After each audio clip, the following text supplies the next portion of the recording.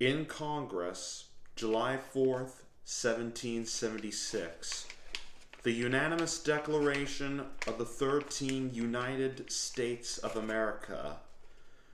When in the course of human events it becomes necessary for one people to dissolve the political bands which have connected them with another, and to assume among the powers of the earth the separate and equal station to which the laws of nature and of nature's God entitle them, a decent respect to the opinions of mankind requires that they should declare the causes which impel them to the separation.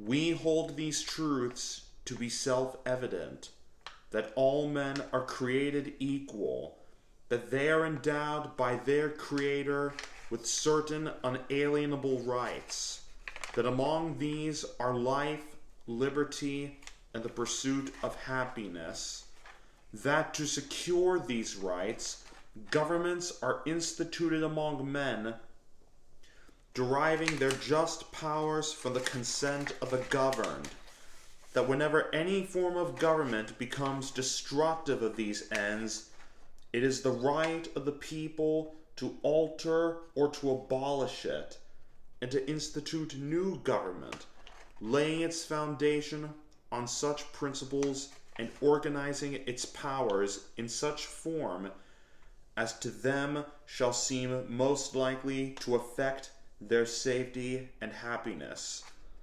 Prudence indeed will dictate that governments long established should not be changed for light and transient causes, and accordingly all experience hath shown that mankind are more disposed to suffer while evils are sufferable than to right themselves by abolishing the forms to which they are accustomed.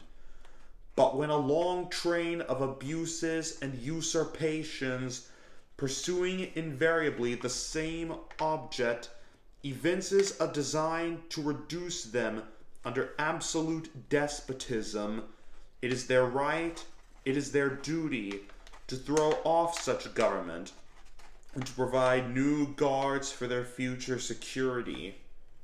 Such has been the patient sufferance of these colonies, and such is now the necessity which constrains them to alter their former systems of government.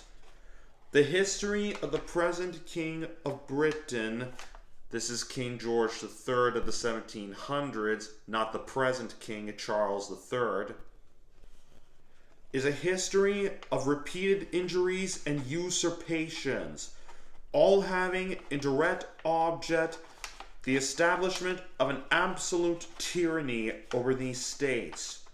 To prove this, let facts be submitted to a candid world.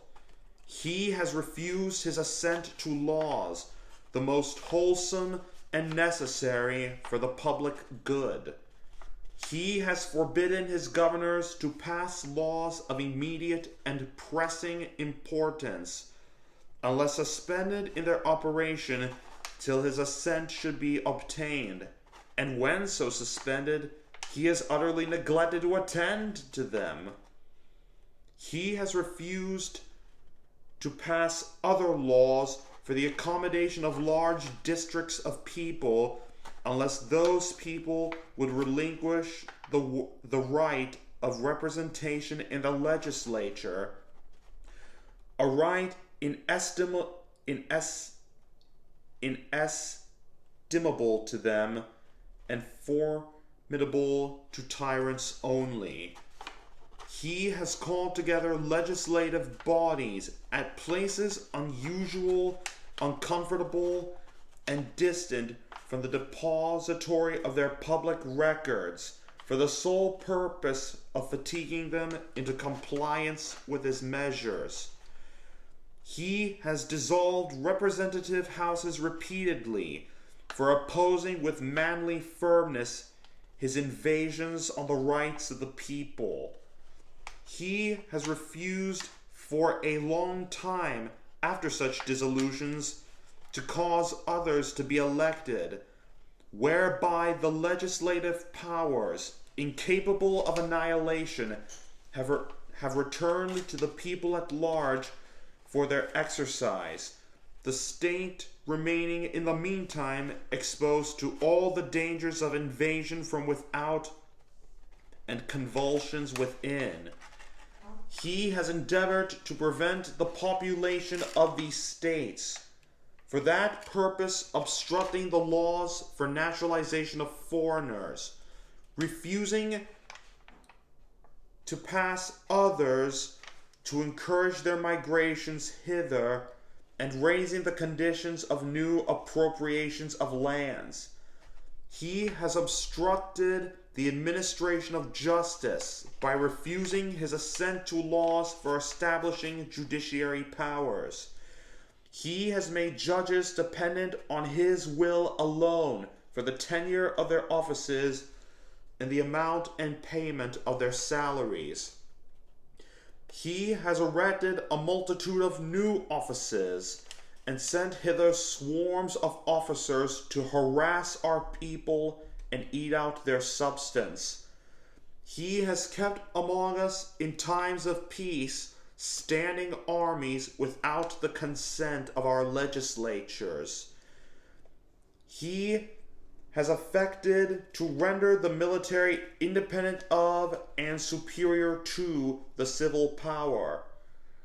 He has combined with others to subject us to a jurisdiction foreign to our Constitution and unacknowledged by our laws, giving his assent to their acts of pretended legislation, for quartering large bodies of armed troops among us, for protecting them by a mock trial from punishment for any murders which they should commit on the inhabitants of these states, for cutting off our trade with all parts of the world, for imposing taxes on us without our consent, for depriving us in many cases of the benefits of trial by jury, for transporting us beyond the seas to be tried for pretended offenses, for abolishing the free system of English laws in a neighboring province, establishing therein an arbitrary government,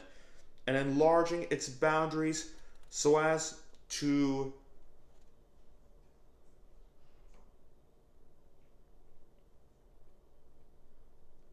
under ill or something, at once an example and fit instrument for introducing the same absolute rule into these colonies, for taking away our charters, abolishing our most valuable laws, and so as to and altering fundamentally, the forms of our governments, for suspending our own legislatures and declaring themselves invested with power to legislate for us in all cases whatsoever. He has abdicated government here by declaring us out of his protection and waging war against us. He has plundered our seas, ravaged our coasts, burnt our towns, and destroyed the lives of our people. He is at this time transporting large armies of foreign mercenaries to complete the works of death, desolation, and tyranny, already begun with circumstances of cruelty and perfidy scarcely paralleled in the most barbarous ages, and totally unworthy the head of a civilized nation. He has constrained our fellow citizens taken captive on the high seas to bear arms against their country, to become the executioners of their friends and brethren, or to fall themselves by their hands. He has excited domestic insurrections amongst us, and has endeavored to bring on the inhabitants of our frontiers the merciless Indian savages, whose known rule of warfare is an undistinguished destruction of all ages, sexes, and conditions. In every stage of these oppressions, we have petitioned for redress in the most humble terms. Our repeated petitions have been answered only by repeated injury. A prince whose character is thus marked by every act which may define a tyrant is unfit to be the ruler of a free people. Nor have we been wanting in all attentions, to our British brethren. We have warned them from time to time of attempts by their legislature to extend an unwarrantable jurisdiction over us. We have reminded them of the circumstances of our emigration and settlement here. We have appealed to their native justice and magnanimity,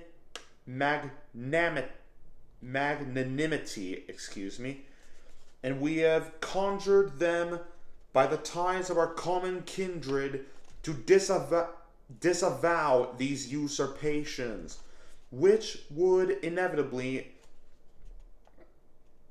interrupt our connections and correspondence. They too have been deaf to the voice of justice and of consanguinity. We must therefore acquiesce in the necessity which denounces our separation, and hold them as we hold the rest of mankind, enemies in war, in peace, friends.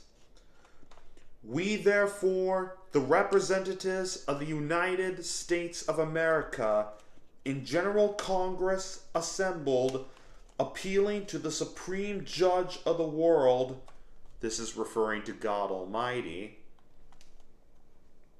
for the rectitude of our intentions, do in the name and by the authority of the good people of these colonies, solemnly publish and declare that these united colonies are and of right ought to be free and independent states, that they are absolved from all allegiance to the British Crown, and that all political connection between them and the state of Great Britain is and ought to be totally dissolved, and that as free and independent states, they have full power to levy war, conclude peace, contract alliances, establish commerce, and do all other acts and things which independent states may of right do. And for the support of this declaration, with a firm reliance on the protection of divine providence, we mutually pledge to each other our lives, our fortunes, and our sacred honor. Now, what I just read was a copy of the Declaration of Independence, a document written by Mr. Thomas Jefferson and signed by other founding fathers, Thomas Jefferson being a founding father. I don't know if he ever signed it, though. Now, why did I take this time to read you all this very important, this copy of this very important document? Because July 4th in the United States is not just a date on a calendar, nor is it just a day in the summer, nor is it a time where we can have hot dogs and hamburgers. It is far more important and valuable than those things, even though those things are central to July 4th celebrations. It is because our founding fathers, with God's holy, divine, and righteous assistance, declared independence from Great Britain, ruled by the tyranny of King George III's rule. And with God's help, our founding fathers were able to successfully fight back during the American Revolution, and with God's help, create the greatest and freest nation the world has ever known. Now, before I continue, allow me to address some concerns you guys may be thinking. Yes, the United States is imperfect. Yes, the United States has problems. Yes, government officials we elect to office don't always do things that we agree with. And yes, even the founding fathers did stupid things, sin against God, and the founding fathers were imperfect people.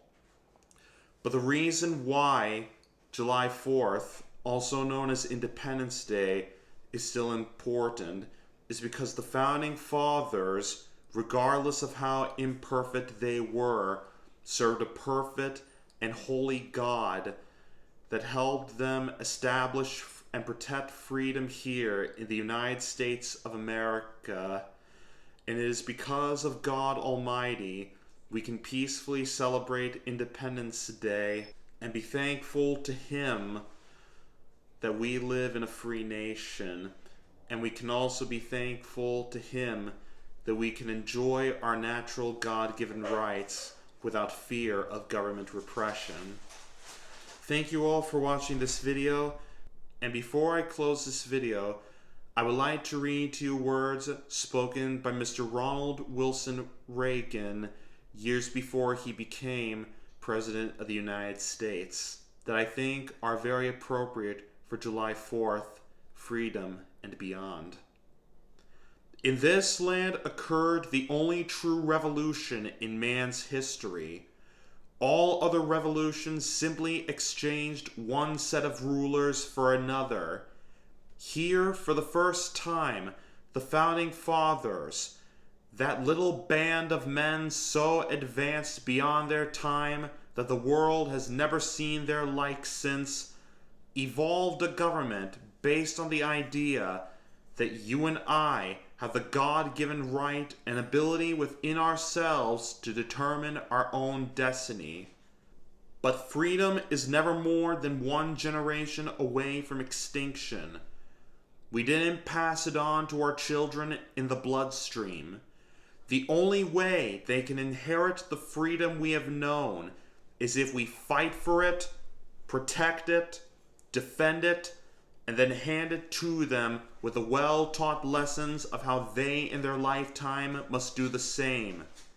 And if you and I don't do this, then you and I may well spend our sunset years telling our children and our children's children what it once was like in America when men were free. Once again, thank you all for watching this video. Hope and pray all have a great rest of your Independence Day celebrations and Independence Day. God bless the United States of America. God bless all of you, and catch you all on the next one. Happy 4th.